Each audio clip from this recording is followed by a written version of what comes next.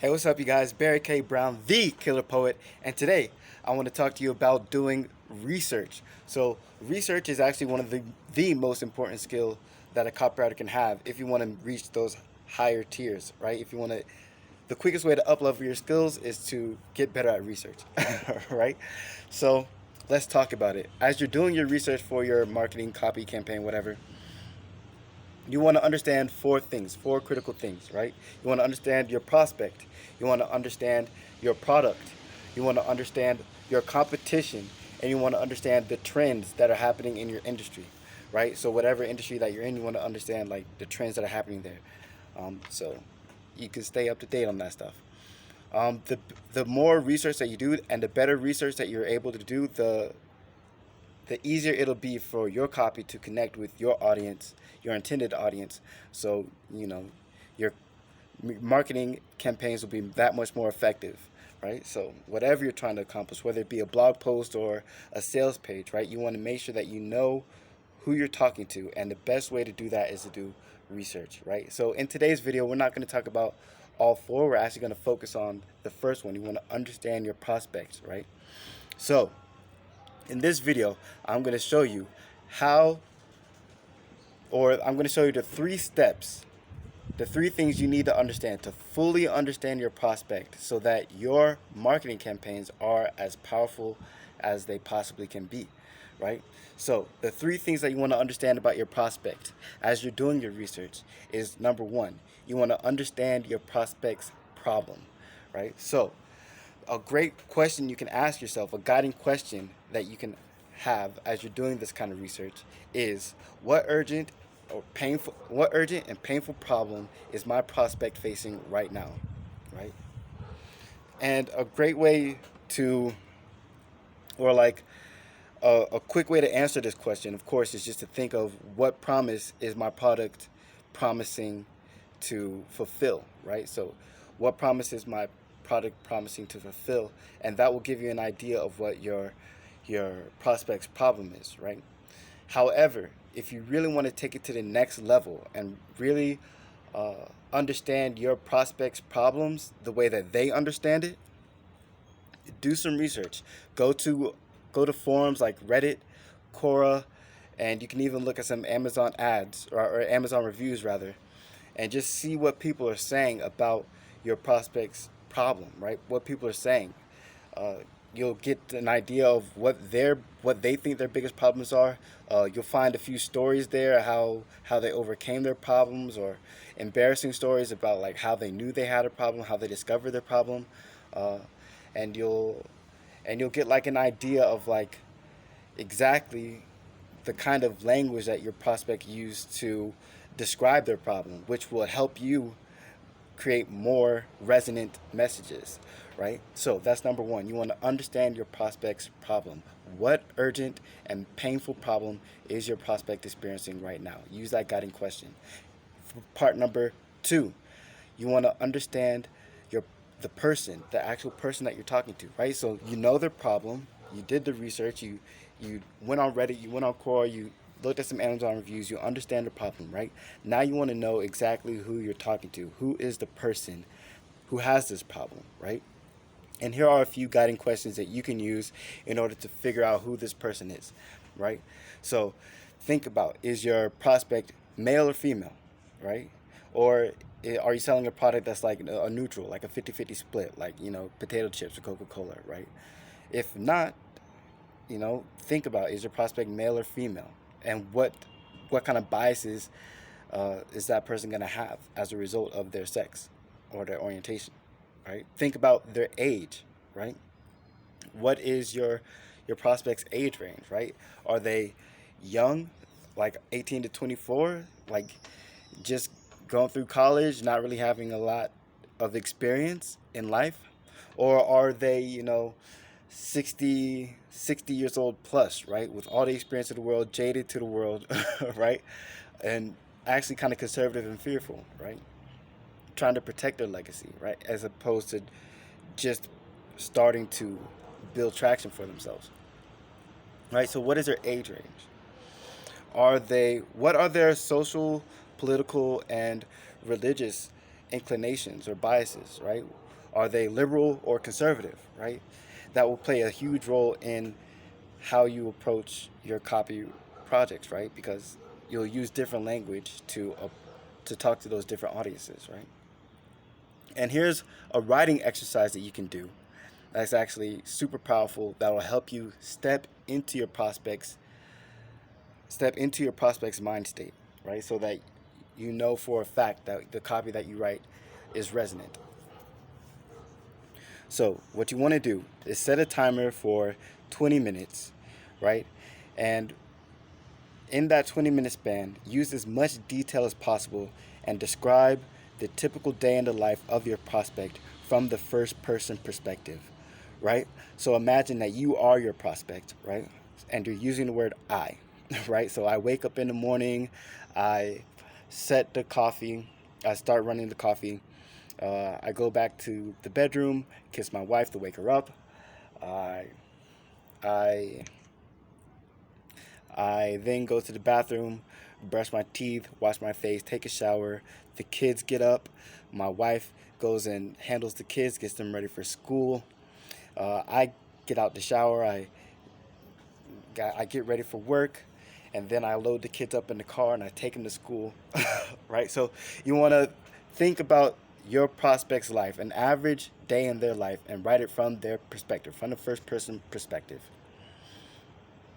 Right? And that will help you embody your prospects so that you'll understand their mind state and you'll be able to better communicate with them. Right? And the third thing you want to understand is you want to understand your prospects' motivations, right?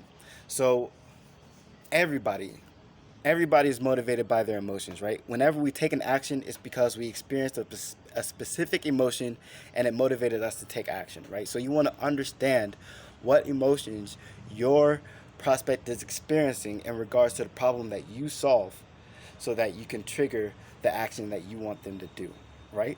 So you want to use the emotion they already have, you want to understand that emotion, and you want to resonate with that and then lead them to take the action to solve their problem, right? So some guiding questions you can use to understand your prospect's motivations, right, is what is the one main emotion that's driving your prospect to look for a solution, right? So in most products, most industries, right, there are generally 5 guiding emotions that guide our purchasing decisions, right? So one is shame, a second one is guilt, the third one is fear, fourth is anger, and the fifth one is greed, right? So that's a general rule of thumb. Like if you're having trouble identifying which one emotion is guiding your prospect to make their purchasing decisions in your industry, take a look at one of those 5 emotions and see if it resonates. Um, Another question you want to ask yourself is, what are the inner thoughts that create the emotion within my prospect, right? So you want to understand the thoughts that they have that trigger those emotions, right? So let's say if you're working in the fitness industry, like you have a person who's thinking like, oh man, I'm so fat, oh man. Or they're thinking about like what their doctor told them, or they're thinking about that time in high school where where they're thinking about that time in high school where they were the last person to get picked for dodgeball, right? So you want to know the thoughts that are triggering your prospect's emotions, right?